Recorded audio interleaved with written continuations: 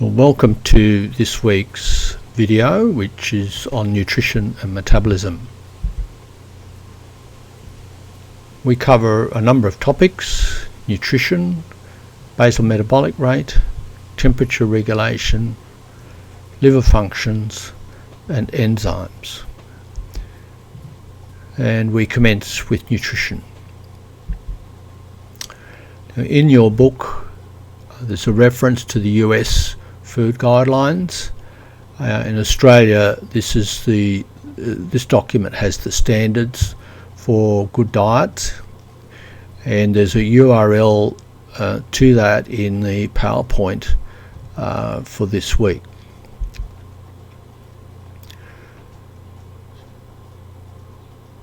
We have a number of food groups that are important, and we need a balance amongst those for a healthy diet.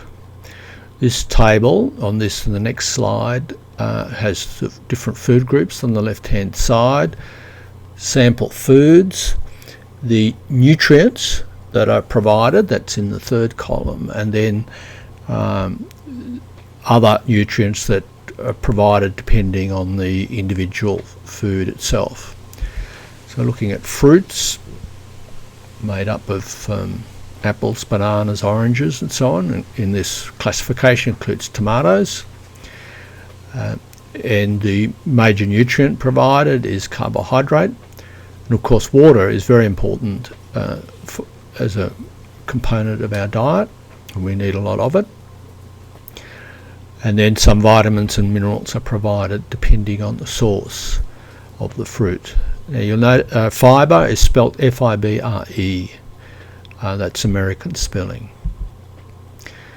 And we have vegetables, which again is a major source of carbohydrate, and a whole range of vegetables: beans, lettuce, potatoes, broccoli, and so on. And you'll see in the right hand column there's a range of vitamins and minerals that are provided from this source. We then go on to grain products, and that's from wheat, barley, oats, and so on. And it's a major source of carbohydrate. Some grain products have protein, and there's a number of vitamins and minerals that are provided from this source.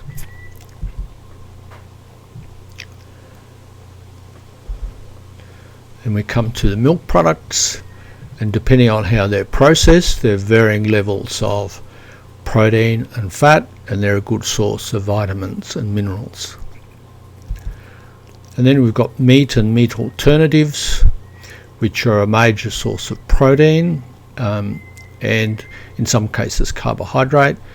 Vitamins and minerals are commonly found in them as well. You'll notice there's soybeans, tofu, and other legumes, which are the source of protein for vegetarians. We come on to this topic of basal metabolic rate. A metabolic rate is the rate at which we use energy in a given period of time.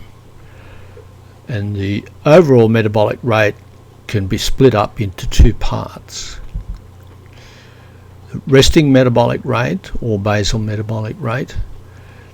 And this is the energy we use when we're doing nothing, essentially, like when we're asleep, no activity, and we need heat or energy for heat regulation. We need it for digestion and other processes. Our brain is ticking over, our heart is beating, and so on. And then you've got, on top of that, the energy we need for our daily activity, whatever it is, could be mental or physical. And overall metabolic rate depends on those three factors. We'll cover those in a bit more detail in the next slide. And this is the factors influencing basal metabolic rate. A small person has a higher rate. Males have a higher rate than females. As you get older, the rate decreases, and also the amount of thyroxine production. Now, thyroxine is a hormone, and it's produced by the thyroid gland, which is just around the larynx. There's a complex relationship between it and the hypothalamus in the brain. You don't have to know about that, but you just have to remember that the thyroid gland is a source of thyroxine, and thyroxine is very important in metabolism, the rate of metabolism in particular. So now we go on to temperature regulation, and this topic is quite important in your lab report. Now this diagram is a bit overwhelming at the first sight. However, what we'll do is we'll step through one side of it, and as you know, if we need to maintain temperature within a narrow range, and we'll come on to one of the reasons why that's the case in a moment. But let's look at where temperature drops too low. So the stimulus is a change in body temperature, and that is picked up by sensitive nerve cells in the skin, muscles and in organs.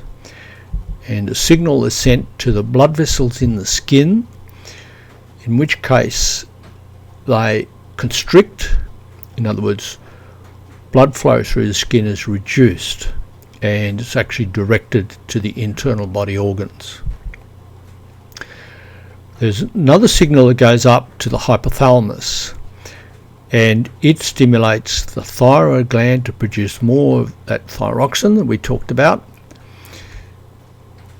and which increases metabolic rate. And the aim of the exercise is to return the body back to balance so that the temperature is within that normal range. Now, going down the right hand side of the diagram is much the same, but the effector is the blood vessels in the skin which dilate, and so more blood flows through the skin and you get radiation from the skin of heat. And also the other effector is the sweat glands, which releases sweat, and it's a cooling effect as the sweat evaporates. Now this is an extension of the model in the week 1. We talked about the homeostatic model, and it's a good illustration of that. Now we go on to liver functions. The liver is a major organ in the body. It's the metabolic powerhouse, and it has a great range of functions which are listed here.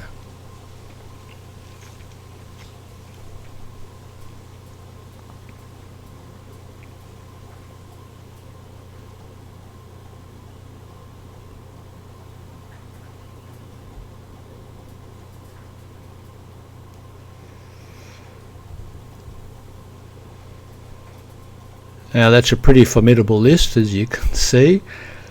There's a very good video on YouTube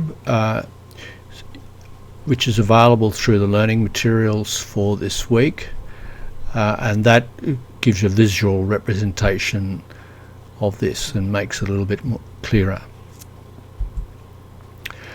We now go on to enzymes. Now they're catalysts. In other words, they increase the rate of chemical reactions, and without enzymes the chemical reactions are too slow. So how do they work? You can see here at the enzyme diagram of one. It has two active sites. Now enzymes are proteins. They've got a three-dimensional shape, and they need to have that shape in order to be active as an enzyme. And on that, those shapes are active sites, which are specific for the substrates that you see above, in this case amino acids. So what this enzyme does is facilitate or speed up the chemical reaction that combines those two amino acids into what's called a dipeptide. So the amino acids fit into that active site. They're joined together using energy, ATP, and water is released, and the dipeptide is released in this case, and so is the enzyme, so that it can participate in the next chemical reaction. Now again, there's a very good video in your weekly materials for this week from YouTube which explains this quite well.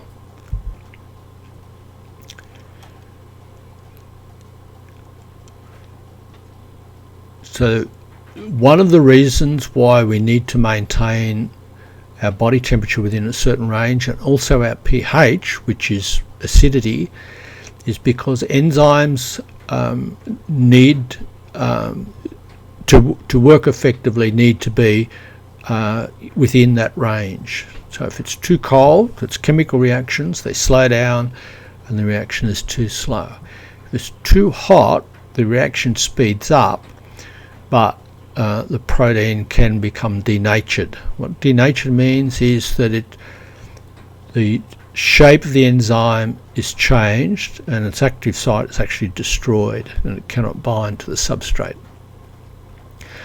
A good example of denaturing a protein is when you boil an egg and the albumin, the clear outer part of the egg, is as it's heated, denatures until it goes that white colour, and that's a good example of it. So that's the end of this video. There's also an excellent video on YouTube about enzymes that you should go and have a look.